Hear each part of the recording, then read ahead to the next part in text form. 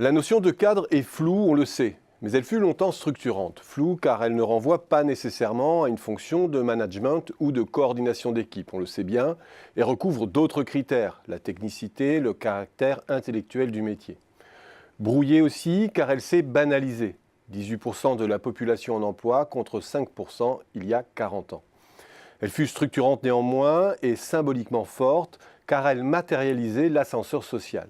Une reconnaissance non exclusivement salariale au sein d'organisations conçues de façon hiérarchique, à laquelle était adossée une série d'avantages, mais aussi d'astreintes concernant le temps de travail notamment, avec la dérogation du forfait jour par exemple.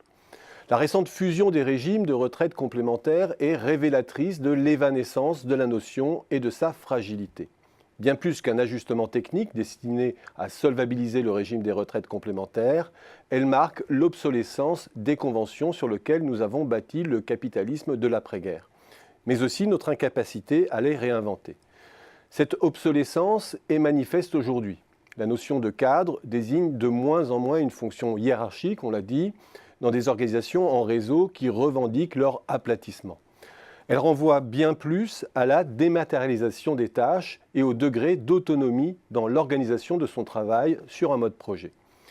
C'est la montée en puissance de ces deux tendances fortes qui explique de fait l'extension du statut. Le statut de cadre devient de la sorte un objet hybride entre l'employé et l'indépendant.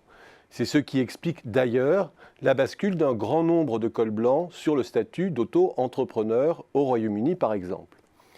L'extension du statut cache paradoxalement une crise de plus en plus profonde des métiers du management, avec d'un côté un moindre besoin concernant les métiers d'encadrement intermédiaire, les fonctions de supervision, de contrôle, pouvant de plus en plus être prises en charge par l'outil numérique, et de l'autre, une demande grandissante concernant la supervision des systèmes complexes, la conception et le pilotage de leur interopérabilité, qui font appel à des compétences rares, non nécessairement pourvus par nos systèmes de formation, même les plus élitistes. Face à ces différents phénomènes, on sent bien que la notion de cadre souffre de son caractère fourre-tout qui ne correspond plus à une problématique d'ensemble. Le traitement de la question des retraites est symptomatique de cette difficulté. Face à la complexité, c'est paradoxalement la quête de simplification qui fait loi.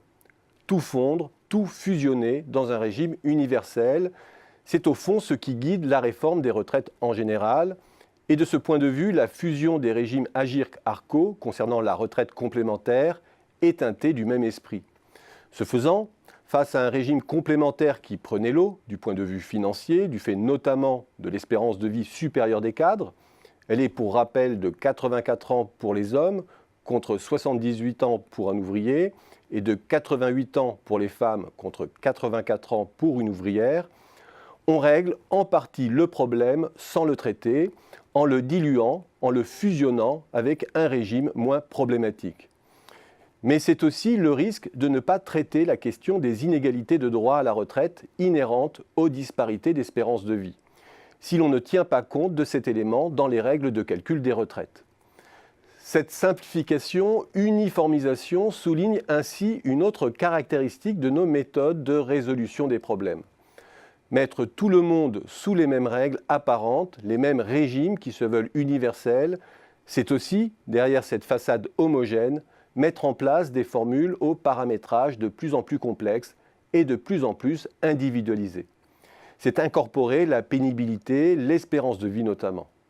C'est s'en remettre à des algorithmes souvent opaques en matière d'équité. Et l'on voit là peut-être une limite à ne plus catégoriser les personnes et les emplois. Derrière les statuts, il y avait un certain nombre de droits reconnus et affichés. Derrière l'universalité se glissent des algorithmes et une individualisation peu transparente qui peut devenir source de défiance et barrière au dialogue social.